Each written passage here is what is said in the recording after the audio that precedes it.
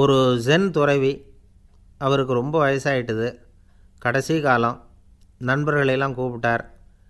நண்பர்களே, நான் வித்தியாசமான முறையில் சாகணும்னு ஆசைப்பட்றேன், அதுக்கு ஏதாவது யோசனை சொல்லுங்களேன் அப்படின்னு கேட்டாராம். நண்பர்கள் சிரித்தாங்க. என்ன பேச்சு பேசுகிறீங்க, சாவறதுங்கிறது என்ன விளையாட்டுத்தனமான காரியமா அப்படின்னு கேட்டிருக்காங்க. அந்த துறவி கொஞ்ச நேரம் யோசனை பண்ணார். அப்புறம் கேட்டாராம், இது வரைக்கும் யாராவது நடந்துக்கிட்டே இறந்துருக்குறாங்களா அப்படின்னாராம். எல்லாரும் இல்லைன்னாங்களாம். ஒருத்தர் மட்டும் சொல்லியிருக்கார், அப்படியும் ஒருத்தர் இறந்துருக்கிறதாக ஒரு கதையில் படிச்சிருக்கிறேன், ஒரு ஞானியால் தான் அப்படியெல்லாம் செய்ய முடியும் அப்படின்னு அவர் சொன்னாராம். சரி, அப்படின்னா அந்த முறை நமக்கு வேணாம், நின்றுக்கிட்டே யாராவது உயிரை விட்டுருக்காங்களா அப்படின்னு விசாரித்தாராம். அப்படியும் ஒருத்தர் இறந்துருக்கிறார் அப்படின்னாங்களாம். மறுபடியும் அந்த துறவி யோசனை பண்ணியிருக்கிறார். ஏதாவது வித்தியாசமான முறையில் நாம் போகணும் அப்படிங்கிறது அவருடைய விருப்பம். மனிதன் எப்படி வாழ்கிறானோ அப்படி இறப்பது தான் நல்லது. சரி, யாராவது தலைகீழாக யோகம் செய்யும் நிலையில் இறந்துருக்கிறாங்களா அப்படின்னு விசாரித்தாராம். நண்பர்கள் சிரித்தாங்க. தலைகீழாக நின்னபடி இறந்ததாக நாங்கள் கேள்விப்பட்டதே இல்லை, அது முடியாத காரியம் அப்படின்ட்டுருக்காங்க. இப்போ அந்த துறவிக்கு திடீர்னு உற்சாகம் வந்துட்டுது. உடனே எழுந்திரிச்சார், தலைகீழாக நின்னார், அப்படியே உயிரை விட்டுட்டார். அவ்வளோதான். அந்த மடாலயத்தில் ஒரே குழப்பம், எப்படி அவரை கீழே இறக்கி படுக்க வைக்கிறது அப்படின்னு புரியல. இப்படி உயிர் விடுறதை பற்றி அவங்க இது வரைக்கும் கேள்விப்பட்டதும் இல்லை. உண்மையிலேயே இவர் இறந்து தான் போனாராங்கிறதும் தெரியல. சோதித்து பார்த்தாங்க. இதய துடிப்பு, நாடி துடிப்பு எல்லாம் நின்று போயிருந்தது. இவர் எப்பவும் இப்படி தான், என்ன பண்ணுறது இப்போது அப்படின்னு சொல்லி எல்லோரும் குழம்பிக்கிட்டு இருக்கிற சமயத்தில் ஒரு பெரிய ஒரு யோசனை சொன்னார். இந்த துறவியோட மூத்த சகோதரி பக்கத்து மடாலயத்தில் இருக்கிறாங்க, அவங்கள இங்கே அழைச்சிட்டு வந்தால் ஏதாவது வழி கிடைக்கும் அப்படின்னார். அந்த அம்மாவுக்கு 90 வயசு. அழைச்சிட்டு வந்தாங்க. ஒரு குச்சியை ஊன்றிக்கிட்டு அப்படியே மெதுவாக நடந்து வந்தாங்க. தம்பி, தலைகீழாக நின்று உயிர் விட்டு இறக்கிறத பார்த்தாங்க. தம்பின்னு கூப்பிட்டு பார்த்தாங்க, ஒன்றும் காணோம். உடனே என்ன பண்ணாங்க, தன்னுடைய கைத்தடியால் தம்பியோட உடலை ஒரு தட்டு தட்டினாங்க. ஏப்பா, சாகிறப்பவும் உன்னுடைய குறும்புத்தனத்தை விடலையா, இப்படியாடா சாகிறது, ஒழுங்காக செத்து தொலை அப்படின்னாங்களாம். அவ்வளவுதான். உடனே அந்த துறவி திரும்பி நேராக நின்னார். அக்கா, கோவப்படாத, நான் ஒழுங்காக சாகிறேன், எப்படி செத்தா என்ன, எல்லாம் எனக்கு ஒன்று தான் அப்படின்னு சொல்லிவிட்டு அப்படியே தரையில் படுத்து உயிரை விட்டாராம். அதுக்கப்புறம் அந்த அம்மா கோலை கையில் எடுத்துக்கிட்டு அப்படியே திரும்பி கூட பார்க்காம அவங்க பாட்டுக்கு போயிட்டாங்களாம். மரணத்தை ஒரு விளையாட்டாக ஆக்கிய அந்த துறவிக்கு வாழ்க்கையே ஒரு விளையாட்டாக தான் இருந்திருக்குது. எந்த நோக்கமும் இல்லாமல் செயல்படுறதுன்னா என்னங்கிறதும் அவருக்கு தெரிஞ்சிருக்குது. பயனை எதிர்பார்க்காமல் பணி செய்து வாழ்ந்து மறைந்த மகான் அவர். தம்முடைய தொழிலை விளையாட்டு போல் செய்ய தெரிஞ்சவருக்கு வாழ்க்கையே ஒரு விளையாட்டாக மாறிடும்.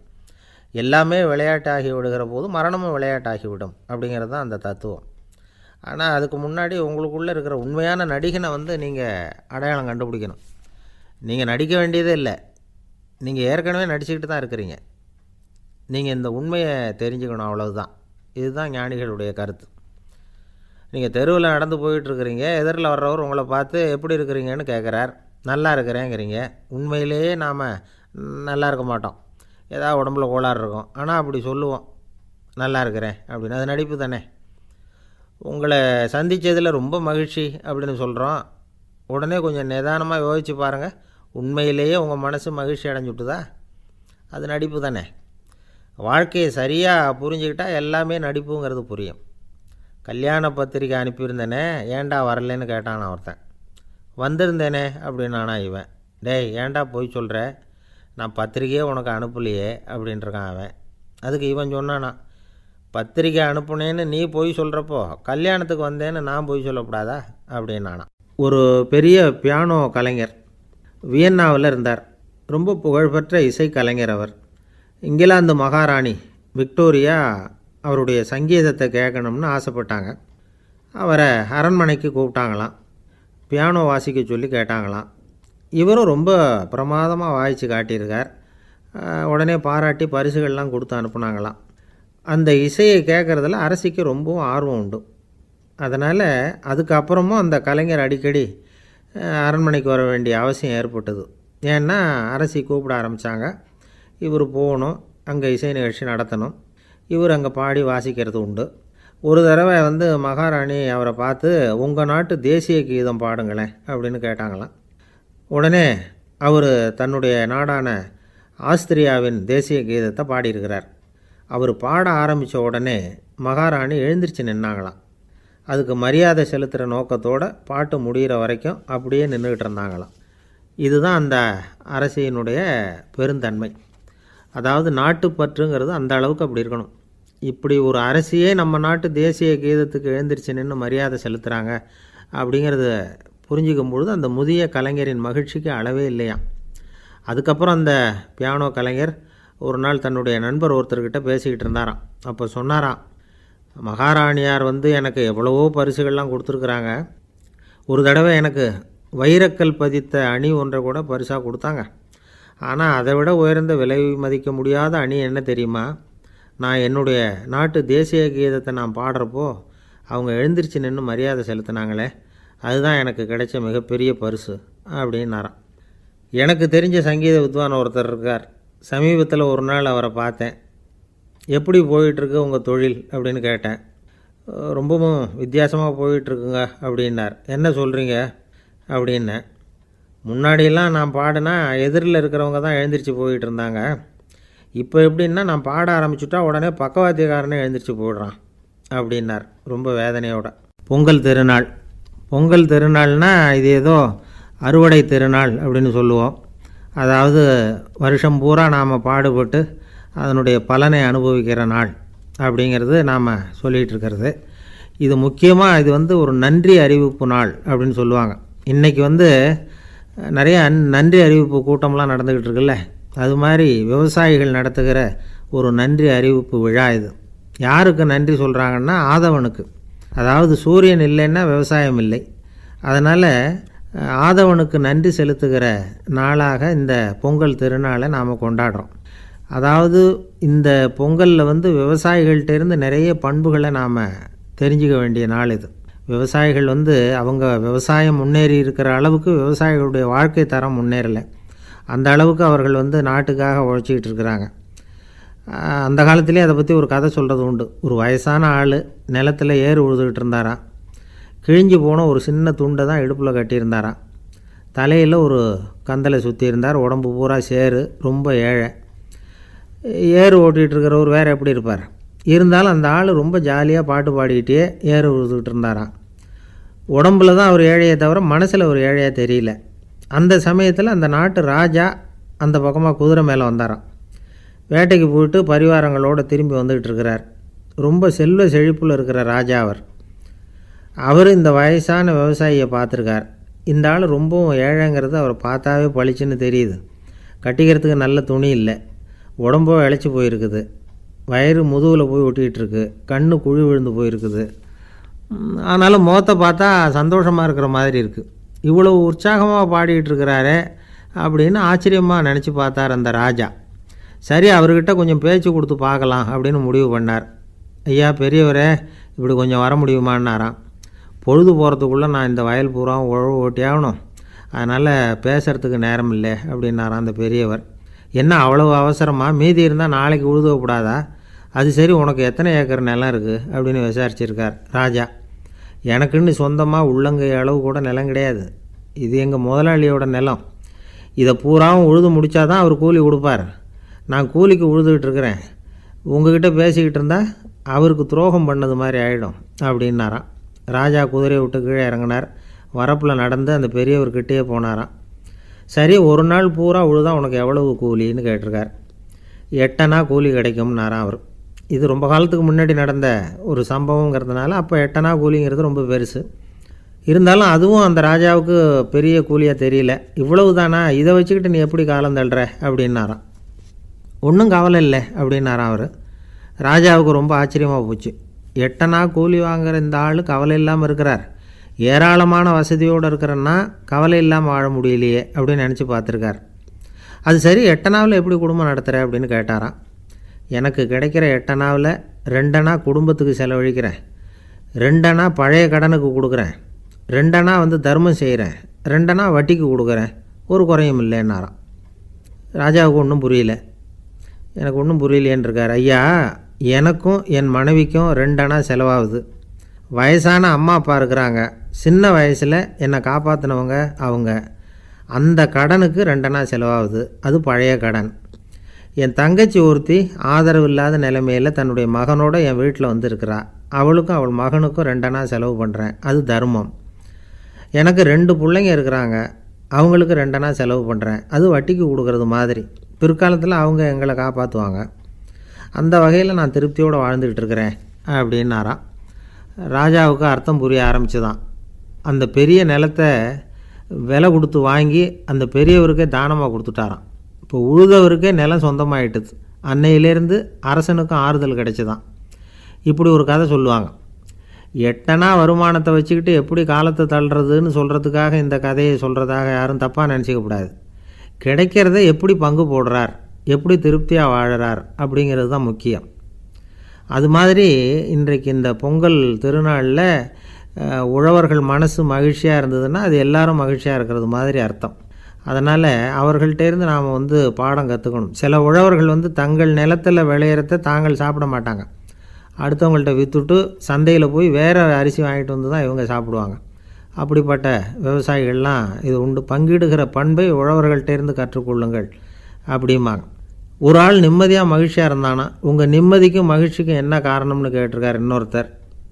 என்கிட்ட இருந்தது பூராவையும் என் பிள்ளைங்களுக்கு சமமாக பங்கு போட்டு கொடுத்துட்டேன், எனக்குன்னு எதுவுமே வச்சுக்கல, அதுதான் நிம்மதிக்கு காரணம்ன்றிருக்கான். உங்ககிட்ட இருந்தது எவ்வளவு இருந்தது அப்படின்னு கேட்டிருக்காரு அவர். மொத்தமாக ஒரு 50,000 ரூபா இருக்கும் அப்படின்னு இருக்கான். அவ்வளவும் பணமாகவே இருந்ததா அப்படின்னு கேட்டிருக்காங்க இவங்க. இல்லைங்க, அவ்வளவும் கடன், அதை தான் பிரித்து கொடுத்துருக்கேன் பிள்ளைங்கக்கிட்ட அப்படின்னு நானும். அவன் எது ரொம்பவும் கஷ்டமான காரியம் அப்படின்னு கேட்டார் ஒருத்தர். ஒருத்தருக்கு ஒருத்தர் சண்டை போடாமல் இருக்கிறது தான் ரொம்ப கஷ்டமான காரியம் அப்படின்னு தோணுது. ஒரு நாட்டுக்கும் இன்னொரு நாட்டுக்கும் சண்டை, நாட்டுக்குள்ளேயே ஒரு குரூப்புக்கும் இன்னொரு குரூப்புக்கும் சண்டை. ஏன் சண்டை போட்டுக்கிறீங்கன்னு கேட்டு பாருங்கள். நாங்கள் சமாதானத்துக்காக தான் சண்டை போட்டுக்கிறோம் அப்படிம்பாங்க. வாழறதுக்காக பிறந்த மனுஷன் லட்சியத்துக்காக உயிரை விட தயார் அப்படின்னு சொல்லிகிட்டு இருப்பான். அப்படி உயிரை விடுறவங்கள நாமளும் பாராட்டுவோம். ஆனால் ஒன்றுமில்லாத விஷயங்களுக்கெல்லாம் சண்டை போடுறவங்களெல்லாம், அப்படிப்பட்டவங்களையும் சரி உயிரை விடுறவங்களையும் சரி என்னென்னு சொல்கிறது, யுத்தங்களாலேயும் சண்டைகளாலேயும் நாம் அடையிறது என்னங்கிறது ஒரு பக்கம் இருக்கட்டும், இழக்கிறது என்ன தெரியுமா? ஏராளமான உயிர்கள். ரத்தம் சிந்துறதுக்கு நான் தயார் அப்படின்னு மார்தட்டி சொல்லலாம். ஆனால் ரத்தம் சிந்தினா உயிர் காத்துக்கிட்டு இருக்க தயார் இல்லை. அதாவது உயிர் நமக்காக காத்துக்கிட்டு இருக்க தயார் இல்லை. இழக்கிற ரத்தத்தை ஈடுகட்டினா தான் உயிரை காப்பாற்ற முடியும். அதனால் இது சம்மந்தமாக ஆராய்ச்சி செய்கிற கட்டாயம் ஏற்பட்டு போச்சு. அதோட விளைவாக புதுசாக ஒன்றை கண்டுபிடிச்சிருக்கிறாங்க. அதுதான் செயற்கை ரத்தப்பொடி. இப்போ இந்த திடீர் சாம்பார் பொடி, திடீர் ரசப்பொடி, திடீர் காப்பி பொடி இப்படிலாம் சொல்கிறோம்ல, அது மாதிரி இது திடீர் ரத்தப்பொடி. இஸ்ரேல் ஒரு சின்ன நாடு, மக்கள் தொகை குறைச்சல், அதோட போர்கள் வேறு. அதனால் காயம்பட்டவங்களை காப்பாற்றியே தீர வேண்டிய கட்டாயம். காப்பாற்றணும்னா ரத்த இழப்பை தடுக்கணும். அப்படின்னா உடனடியாக புது ரத்தம் செலுத்தி ஆகணும். திடீர்னு ரத்தம் வேணும்னா எங்கே போகிறது? அதுவும் கிடைக்கிற ரத்தம் சேர்கிற குரூப்பாக இருக்கணும். ஒரு வேடிக்கை பார்த்தீங்களா, நான் வேறு குரூப்பு நீ வேறு குரூப்புன்னு இவன் சண்டை போடுறான். இதில் அடிபட்டவனுக்கு ரத்தம் கொடுக்க போனால் அதுலேயும் அது வேறு வேறு குரூப்பாக இருக்குது. அது ரத்தமும் வேறு வேறு குரூப்புன்னு சொல்லிகிட்டு இருக்குது. எந்த குரூப்பு ரத்தம் வேணும், அது உடனடியாக கிடைக்கலன்னா என்ன பண்ணுறது? இப்படிப்பட்ட கஷ்டம்லாம் நமக்கு வந்துடுது. இதுக்காக தான் விஞ்ஞானிகள் இந்த ரத்த பொடியை கண்டுபிடிச்சிருக்கிறாங்க. அதாவது ஒரு ஆள் அடிபட்டு போட்டான்னு வச்சுங்களேன், அவனுக்கு ரத்தம் கிடைக்கல, உடனே என்ன பண்ணலாம்? இந்த சுத்தப்படுத்தப்பட்ட தண்ணீரை கொஞ்சம் எடுத்துக்க வேண்டியது, அதில் இந்த ரத்த பொடியை கரைக்க வேண்டியது. இப்போ இந்த செயற்கை ரத்தம் தயாராகிட்டுது. இதை அந்த ஆள் உடம்புல ஏற்றி விட்ற வேண்டியது. இயற்கையாக நம்ம உடம்பில் இருக்கிற ரத்தம் என்னென்ன வேலை செய்யுதோ அதே வேலையை இதுவும் செய்யும். அதாவது ஆக்சிஜனை உடம்பில் எல்லா இடத்துக்கும் எடுத்துகிட்டு போகுது. அந்த வேலையை இந்த செயற்கை ரத்தமும் செஞ்சுருது. ஆனால் ஒரு விஷயம், இந்த செயற்கை ரத்தம் ஒரு அவசரத்துக்கு தான் உபயோகப்படுத்தலாம், ஒரு முதல் உதவி மாதிரி. அதை அப்படியே நிரந்தரமாக விட்டுற முடியாது. பின்னாடி தேவையான குரூப்பு உண்மையான ரத்தம் கிடைச்ச உடனே அதை செலுத்திக்கணும். உண்மையான ரத்தத்தை 20லேருந்து 40 நாள் வரைக்கும் தான் பாதுகாக்க முடியும். அதுவும் குளிர்பதன பெட்டியில். அதுக்குள்ளே உபயோகப்படுத்தலைன்னா அது வீணாக போயிடும். இந்த ரத்தப்பொடி அப்படி இல்லை, எவ்வளோ நாள் வேணும்னாலும் அப்படியே வச்சுருக்கலாம். குளிர்பதன பெட்டியும் தேவையில்லை. ஆனால் ஒன்று, இது தண்ணியில் கலந்து செயற்கை ரத்தமாக ஆக்கிவிட்டா அதோட வலு 72 மணி நேரம் தான், அதாவது 3 நாள். அதுக்குள்ளே அந்த ஆசாமியை எங்கேயாவது ஆஸ்பத்திரிக்கு தூக்கிட்டு போய் உண்மையான ரத்தத்தை கொடுத்துடணும். சண்டையில் அடிபடுறவங்க, சாலை விபத்தில் அடிபடுறவங்க, இவங்களுக்கெல்லாம் அவசரத்துக்கு கை கொடுத்து உதவுறது இந்த செயற்கை ரத்த பொடி. அதுக்கப்புறம் நாம் கொடுக்குற ரத்தம் தான் அவங்கள காப்பாற்றணும். இன்றைக்கி ரத்தத்தை தானமாக கொடுக்க தயாராக இருக்கிற நல்ல உள்ளங்கள் ஏராளம். எவ்வளவு ஆக்சிடெண்ட்டு, ஆப்ரேஷன், இதில் சம்மந்தப்பட்டவங்களை காப்பாற்றுறது நாம் தானமாக கொடுக்குற ரத்தம் தானே. ஒரு ஆக்சிடெண்ட்டு, ஒரு ஸ்கூட்டர் ஒரு ஆள் மேலே மோதி விட்டுது, பார்த்து வரக்கூடாதா அப்படின்னா அந்த ஆள், நீ தான் பார்த்து நடக்கணும், ஏன்னா 20 வருஷமாக நான் அந்த ஸ்கூட்டரை ஓட்டிகிட்டு இருக்கிறேன் அப்படின்னானா இவன். இதுக்கு அவன் சொன்னானா, நீ தான் பார்த்து ஓட்டணும், ஏன்னா 40 வருஷமாக நான் இப்படி நடந்துக்கிட்டு இருக்கிறேன் அப்படின்னானா. ஒரு ஊரில் ஒரு ராஜா இருந்தார். பெரிய அரண்மனையில் தான் இருக்கிறார். எல்லா வசதியும் இருந்தது. இருந்தாலும் அவர் எல்லாரும் சொல்கிறது எப்படி தெரியுமா, பிச்சைக்கார ராஜா. அப்படி ஒரு பேர் அவருக்கு நிலச்சி போச்சு. ஜனங்களும் சரி, மற்ற தேசங்களில் உள்ளவங்களும் சரி, அவர் அந்த பேர் சொல்லியே குறிப்பிடுறது வழக்கமாக போட்டுது. இது அவருக்கு ரொம்ப கவலையாக போச்சு. என்ன இது, நம்மளை தேடி வர்றவங்களுக்கெல்லாம் நாம் சோறு போடுறோம், நம்ம புகழ்ந்து பாடல் ஏற்றி கொண்டு வர்ற புலவர்களுக்கெல்லாம் அவங்க எப்படி வந்தாலும் ஒருவேளை சோறு போடணுங்கிறது உத்தரவு. இவ்வளவுலாம் செஞ்சும் நம்மளை போய் பிச்சைக்கார ராஜான்னு எல்லாரும் சொல்கிறாங்களே, அது ஏன், எதுக்காக இப்படி சொல்கிறாங்க? இதுதான் ராஜாவுக்கு குழப்பம். சரி, இதை பற்றி நம்ம அமைச்சர்கள்கிட்ட கேட்கலாமா அப்படின்னு யோசனை பண்ணார். இந்த விஷயத்தை போய் அவங்கக்கிட்ட எப்படி கேட்குறதுன்னு அவருக்கு தயக்கமாக இருந்தது. கௌரவ குறைச்சலாக தெரிஞ்சுது அவருக்கு. சரி, சாதாரண குடிமக்கள்கிட்ட இதை பற்றி கேட்கலாமா அப்படின்னு யோசனை பண்ணார். கேட்கலாம், ஆனால் அவங்க யாரும் ராஜா முன்னாடி நின்று தைரியமாக பேசக்கூடிய அளவுக்கு இல்லை. ராஜாவோட குழப்பம் நாளுக்கு நாள் அதிகமாக போச்சு. கடைசியாக அவர் ஒரு முடிவுக்கு வந்தார். அதாவது இதை பற்றி ஒரு பிச்சைக்காரங்கிட்டே கேட்டு பார்த்துட்டா என்ன. இதுதான் அவர் பண்ண முடிவு. உடனே மாறு வேஷம் போட்டுக்கிட்டு நகர்வலம் போனார். ஒரு பிச்சைக்காரனை கண்டுபிடிச்சார். இதை பாருப்பா, நம்ம ராஜாவை எல்லாரும் பிச்சைக்கார ராஜான்னே சொல்கிறாங்களே, அதுக்கு என்ன காரணமாக இருக்கும் அப்படின்னு கேட்டார். அதுக்கு அவன் சொல்கிறான், இதுக்கான பதிலை இன்னும் ஒரு 30 நாளில் சொல்கிறேன் அப்படின்னா. உடனே இவருக்கு சந்தோஷம். உண்மையை அவங்ககிட்ட சொன்னார். நான் வேறு யாரும் இல்லை, நான் தான் இந்த நாட்டு ராஜா. இப்போ நீ என் கூடவே வந்துடு, அரண்மனையிலேயே தங்கிக்கோ, 30 நாள் கழித்து எனக்கு பதில் சொல்லிவிட்டு அதுக்கப்புறமா நீ போகலாம் அப்படின்னு சொல்லி அழைச்சிட்டு வந்துட்டார். அரண்மனையில் ஒரு மூலையில் அவன் தங்கறதுக்கு இடம் கொடுத்தார். தினம் 2 வேளையும் இவனுக்கு சோறு போடுங்க அப்படின்னு உத்தரவு போட்டார். ராஜா கொடுத்த இடத்துல போய் உக்காந்துக்கிட்டான் அந்த பிச்சைக்காரன். தினமும் அந்த அரண்மனையில் நடக்கிறதையெல்லாம் கவனிச்சிக்கிட்டு வந்தான். வேளைக்கு சாப்பாடு வரும், சாப்பிட்டுக்கிட்டு இருக்கான். இப்படி 30 நாள் முடிஞ்சுது. ராஜா வந்தார். என்ன, என்னோட கேள்விக்கு பதில் என்னன்னு கண்டுபிடிச்சிட்டியான்னார். கண்டுபிடிச்சிட்டேன்னா.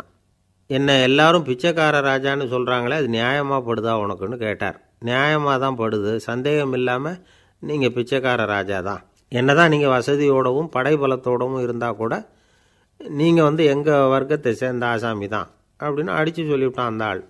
ஏனால் அப்படி சொல்கிறேன்னு கேட்டார் இவர். அரசே, ஒரு உண்மையை கண்டுபிடிச்சி சொல்கிறதா நான் உங்ககிட்ட சொன்னேன். நீங்கள் ராஜ பரம்பரைன்னா உடனே உங்கள் கழுத்தில் கிடக்கிற முத்து மாலையை கழட்டி பரிசாக கொடுத்துருப்பீங்க, பொன்னையும் மணியையும் கொடுத்துருப்பீங்க.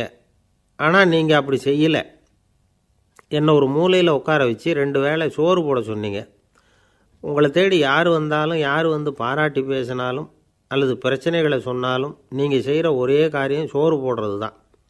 பிச்சைக்காரனுக்கு சோறு மட்டும்தான் உலகம்.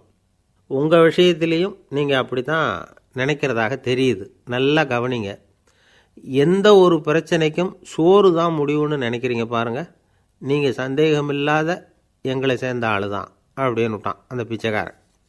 அதுக்கப்புறம் தான் அந்த ராஜா தன்னுடைய தவறுகளையெல்லாம் தேர்த்திக்கிட்டாராம். பசின்னு வர்றவங்களுக்கு சோறு தான் போடணும், அது தப்பு இல்லை. பாராட்ட வர்றவங்களுக்கெல்லாம் சோத்தையே போட்டு அனுப்புனா இப்படி தான் பேர் வரும். எனக்கு தெரிஞ்ச ஒருத்தர் தினமும் யாராவது ஒருத்தரை தன் வீட்டுக்கு அழைச்சிட்டு போவார், சாப்பாடு போட்டு அனுப்புவார். முன்னறிவிப்பு இல்லாமல் திடீர்னு ஒரு விருந்தாளியோட வீட்டில் போய் இவர் நிற்கிறது வழக்கம். அந்த அம்மாவும் இவருக்காக தயார் பண்ணி வச்சுருந்ததை இவர் அழைச்சிட்டு வந்திருக்கிற விருந்தாளிக்கு போட்டுருவாங்க. விருந்தாளி சாப்பிட்டுட்டு போனதுக்கப்புறம் இவர் மனைவிகிட்ட உனக்கு சிரமம் வேணாம் அப்படின்னு சொல்லிவிட்டு பக்கத்தில் உள்ள ஒரு ஹோட்டலுக்கு போய் காசு கொடுத்து சாப்பிட்டுட்டு வந்துடுவார். பல நாள் இப்படி நடக்கும். ஒரு நாள் அவரை தனியாக கூப்பிட்டுக்கிட்டு போய் ஏன் இப்படி பண்ணுறீங்கன்னு கேட்டோம். அதுக்கு அவர் சொல்கிறாரு, எங்கள் வீட்டு சாப்பாட்டிலேருந்து தப்பிக்கிறதுக்கு எனக்கு வேறு வழி எதுவும் தெரியல சார், அதனால தான் இப்படி பண்ணிகிட்ருக்கிறேன் அப்படின்னார் ரொம்ப பரிதாபமாக. ஒருத்தன் எப்படி நடந்துக்கிறாங்கிறத வச்சு தான் அந்த ஆள் எப்படிங்கிறத நாம் முடிவு பண்ணுறோம். ஆளுமைன்னு சொல்கிறோம்ல, அதுக்கு சூழ்நிலைகளை ஆளுகின்ற தன்மை அப்படின்னு விளக்கம் கொடுக்குறார் ஒரு உளவியல் நிபுணர். சரி, ஒரு மனிதனுடைய ஆளுமையை உருவாக்குகிற விஷயங்கள் என்னென்ன? பிறப்பு, வளர்க்கப்பட்ட விதம், படிப்பு, நண்பர்கள், சமுதாயம், இப்படி நிறைய உண்டு. ஆளுமையின் அடிப்படையில் சில மனநோய்கள் உண்டாகுது. அதெல்லாம் என்னென்னங்கிறத தெரிஞ்சு வச்சுக்கிட்டோம்னா நம்ம கூட இருக்கிறவங்கள அடையாளம் கண்டுபிடிக்கிறதுக்கு அது ரொம்ப உபயோகமாக இருக்கும். ஃப்ரெனாய்டு ஆளுமை அப்படின்னு ஒன்று. இந்த கோளாறு உள்ளவங்க எப்படி இருப்பாங்க தெரியுமா? அதிக உணர்ச்சி, சந்தேகம், பொறாமை இதெல்லாம் அதிகமாக இருக்கும். வளைஞ்சு கொடுக்க மாட்டாங்க. அடுத்தவங்களோட இணக்கமான உறவு இருக்காது. அவங்க செய்கிற தப்புக்கெல்லாம் அடுத்தவங்களை குறை சொல்லிகிட்டு இருப்பாங்க. இது ஒரு ரகம். அடுத்தது ஸ்கிசாய்டு ஆளுமை அப்படின்னு சொல்கிறாங்க. இந்த கோளாறு உள்ளவங்க அடுத்தவங்களோட பழக கூச்சப்படுவாங்க. சின்ன வயசுலேயே இது ஆரம்பமாயிடுது. பகல் கனவுலேயே சஞ்சரிப்பாங்க. அவங்களுடைய விரோதம், கோபம் இதை கூட வெளியில் காட்டிக்க முடியாமல் இருப்பாங்க. இவங்களுக்கு அகமுகம், பிரச்சனைகள்லேருந்து ஒதுங்கி எதுலேயும் ஈடுபாடு இல்லாதவங்களாக இருப்பாங்க. இப்படி ஒரு ரகம். அடுத்தது சைக்ளோதமிக் ஆளுமை அப்படின்னு சொல்கிறாங்க. அது என்னென்னா, உணர்ச்சிகளில் ஏற்றத்தாழ்வு அதிகமாக இருக்குமா. சில சமயம் பார்த்தா மகிழ்ச்சியாக இருப்பாங்க, சில சமயம் சோகமாக உட்காந்துருப்பாங்க. அவங்க மனநிலைக்கு தகுந்த மாதிரி சமூக நிகழ்ச்சிகளில் பங்கெடுத்துக்குவாங்க. இன்னொரு வகை என்னென்னா எண்ணப்பீடிகை ஆளுமை அப்படின்னு பேர் வச்சுருக்கிறாங்க. அதுக்கு இவங்களுக்கெல்லாம் கரெக்டாக இருக்கணும். எல்லாம் சட்டத்திட்டம், எதுலேயும் ஒரு ஒழுங்குமுறை, இப்படி எதிர்பார்க்குற மனோபாவம். இவங்க எதிர்பார்ப்புக்கும் வரன்முறைக்கும் மற்றவங்க கட்டுப்படணும்னு நினைப்பாங்க. இந்த நிலைமை நீடித்தா என்ன ஆகும் தெரியுமா? அலைக்கழிக்கிற எண்ணங்கள் திரும்ப திரும்ப ஒரே செயலை செய்ய தூண்டுற மனத்தளர்ச்சிக்கு ஆளாயிடுறாங்க. அடுத்தது ஹிஸ்டீரியா ஆளுமை. சின்ன விஷயத்தையெல்லாம் பெருசுப்படுத்தி நாடகமாக்குற நடிகர்கள் இவங்க. உணர்ச்சி அதிகம் உள்ளவங்க. இவங்க மன எழுச்சியில் பக்குவமின்மை, குழந்தைத்தனம், முதிர்ச்சியின்மை எல்லாம் இருக்கும். தன்னலம் மிக்க குணம். பிறர் தன்னை மட்டுமே கவனிக்கணும்னு நினச்சி செயல்படுறது, இதெல்லாம் இவங்க அடையாளம். அடுத்த ரகம் எப்படின்னா வளர்ச்சியற்ற ஆளுமைன்னு சொல்கிறாங்க. அடுத்தவங்களோட இணங்கி போக முடியாதவங்க, அறிவு, மன எழுச்சி, சமூக உறவு இதில் எல்லாம் போதுமான வளர்ச்சியையும் நிறைவையும் பெற முடியாதவங்க. இவங்களால வாழ்க்கையில் முன்னேற முடியாது. பிச்சைக்காரங்க, குற்றவாளிகள், இவங்ககிட்டெல்லாம் இது மாதிரியான ஆளுமை அதிகமாக இருக்குமா. அடுத்தது என்னென்னா சோர்வுடைய ஆளுமை.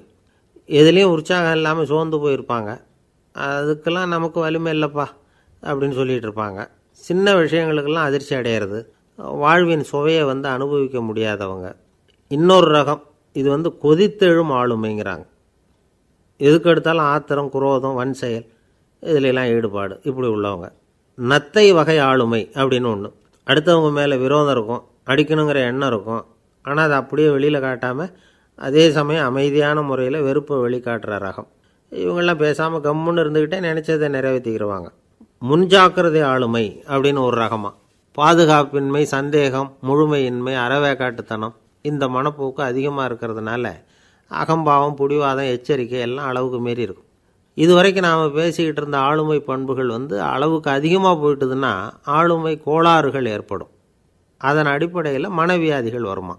அதனால் இணக்கமான, எல்லாரும் விரும்புகிற இயல்பான ஆளுமையை பெறுவதற்கு நாம் முயற்சி செய்யணும் அப்படிங்கிறது மனோதத்துவ நிபுணர்களுடைய ஆலோசனை. ஒருத்தர் ஒரு மனோதத்துவ டாக்டரை தேடிட்டு வந்தாராம். டாக்டர், எனக்கு மனசில் ஏதோ வியாதி, ஆளுமை கோளாறு, அதாவது எனக்கு சீக்கிரமாக செத்து போனால் தேவையில்லைன்னு தோணுது அப்படின்னாராம். உடனே அந்த டாக்டர், சரி அப்படின்னா இங்கே இருங்க, நான் வைத்தியம் பார்க்குறேன் அப்படின்னாராம். ஆஃபீஸை முடிஞ்சு வீட்டுக்கு போகிற சமயத்தில் ஒருத்தர் கடைக்கு போய் ஸ்வீட் வாங்கினார். சரி, வீட்டுக்கு பிள்ளைங்களுக்கு தான் வாங்கிட்டு போகிறார் அப்படின்னு மற்றவங்க நினச்சாங்க. அவர் அப்படி செய்யலை. அந்த இடத்துலையே பொட்டலத்தை பிரித்தார். திருட மாதிரி அப்படியே சுற்றி ஒரு தரம் பார்த்துக்கிட்டார்.